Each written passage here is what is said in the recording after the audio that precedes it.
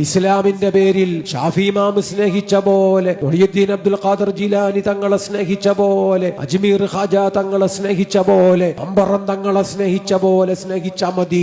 വിഗ്രഹവൽക്കരണം ഇസ്ലാമിനെതിരായാലും ഇക്കുടുംബം എന്നും പറഞ്ഞു നടന്നാൽ ഈമാൻ ഊരിപ്പോകും. തലച്ചോറുള്ളവർ ആലോചിച്ചോ.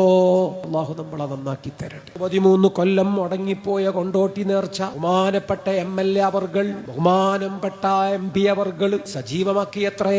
ആണോ അല്ലേന്ന് എനിക്കറിയില്ല. അവര് പറയുന്നു ഞെട്ടുകാലി മമ്മൂഞ്ഞിമാര് ഇത് ഞമ്മളാണ്. ആയിക്കോട്ടെ.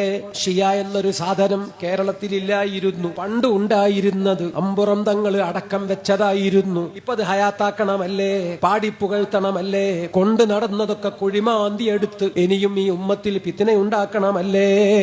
മുസ്ലിമീങ്ങൾ അവരവരുടെ ദീനിനെ പറ്റി ആലോചിക്കേണ്ടതാണ്.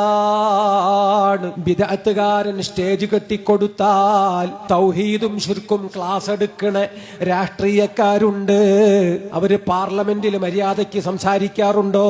നിയമസഭയിൽ മണ്ഡലത്തെ പ്രതിനിധീകരിച്ച് വർത്തമാനം പറയാറുണ്ടോ? ശിർക്കും തൗഹീദും ക്ലാസ് എടുക്കാൻ ഇവിടെ രാഷ്ട്രീയക്കാരന്റെ ആവശ്യമുണ്ടോ?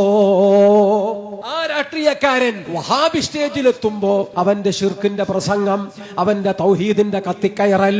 പിന്നെ ആര് പറഞ്ഞടോ നിന്നോട് ഷിയായുടെ ഭൂതത്തെയും ഷിയായുടെ പ്രേതത്തെയും അന്തിയെടുക്കാൻ, എന്നിട്ട് അതിന്റെ മുന്നിൽ ബടായി പറഞ്ഞ് ആളാകാൻ? ഒരു വാക്ക് ശ്രദ്ധിച്ചോ. അള്ളാനെ പേടിയുണ്ടോ? മുത്തു റസൂലുള്ളാനെ പേടിയുണ്ടോ? അടഞ്ഞുപോയ ഏതെങ്കിലുമൊക്കെ ഭൂതങ്ങൾ അതൊന്നും പുറത്തു കൊണ്ടുവന്ന് ഈ ഉമ്മത്തിൽ ബുദ്ധിമുട്ടുണ്ടാക്കാൻ ശ്രമിക്കുന്നത് മര്യാദയല്ല, ദീനല്ല. എല്ലാരും ആലോചിച്ചോ. മുത്തുനബിയെ വിഷം കൊടുത്തു കൊന്നതാണത്രേ ബീബി ആയിഷ. പാപ്പ പറഞ്ഞിട്ട് ഇതാണ് ഷിയായിസം. മുത്തുനബിയെ വിഷം കൊടുത്തു കൊന്നതാണ് ഭാര്യ ഹഫ്സ. പാപ്പ ഉമർ ഇബ്നുൽ ഖത്താബ് പറഞ്ഞിട്ട് ഇതാണ് ഷിയായിസം. ഉസ്മാൻ ഇബ്നു അഫ്ഫാൻ ഒരു മോളെ കൊന്നു. എന്നിട്ടും മുത്തുനബിക്ക് പേടി.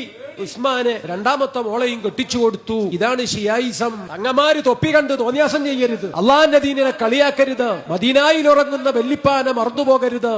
സകല ബിദ്അത്തുകാരനും മൂത്രമൊഴിച്ച് വളമിട്ട് കൊടുക്കലല്ല അഹ്ലുബൈത്തിന്റെ ജോലി. അവര് മനസ്സിലാക്കണം. അഹിബ്ബൂന മഹബ്ബത്തൽ ഇസ്ലാം ലാ തഅബുദൂന ഇബാദത്തൽ അസ്നാം. വിഗ്രഹമല്ലടോ ദീന്, അള്ളാഹുവിന്റെ ദീനും തൗഹീദുമാണ് ഇസ്ലാം. അതുള്ളപ്പോഴേ ആ കുടുംബത്തിന് മഹത്വമുള്ളൂ. ഇത് പഠിപ്പിച്ചയാൾ അന്ന് ആ തങ്ങളെ ലോകത്ത് ജീവിച്ചിരിപ്പുള്ളൂ. സയ്യിദുന അലി സൈനുൽ ആബിദീൻ, എല്ലാവരുടെയും കാരണവർ.